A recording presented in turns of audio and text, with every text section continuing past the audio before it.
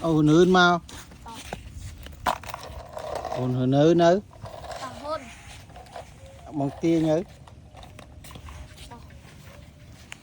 Ồ tích nữ nữ.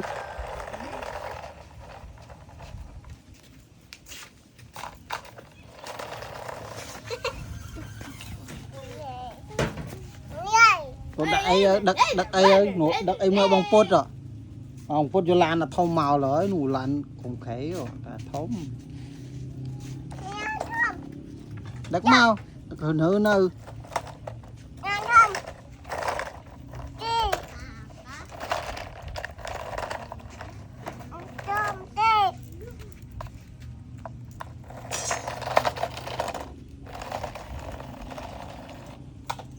Còn từ nào với tới tạ bong ấy.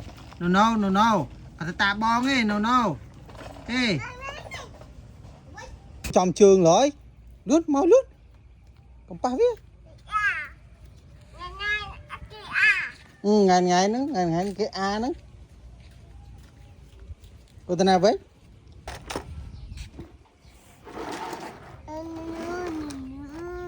Nữa con đã pi nữa mà. Này đã trôi chưa ạ? Ôi chia nâng con lai lựa con lai nín hả thằng phúc ồ láng máu con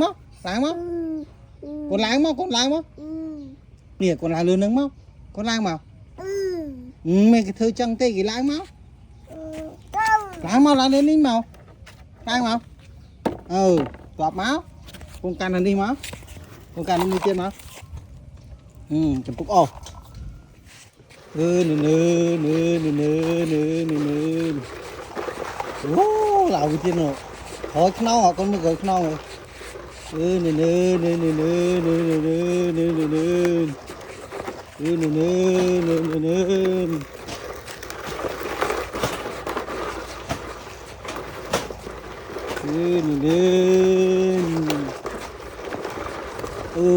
lại lạ bạt rồi lạ đấy nó là khối lạ bạt hao con này xiêm ba đại thoáng rồi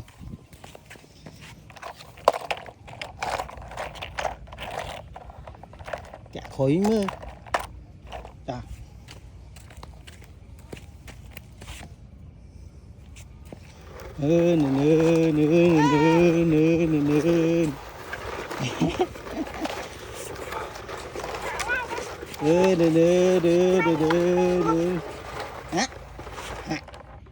lạ bạt lạ bát thôi còn nước không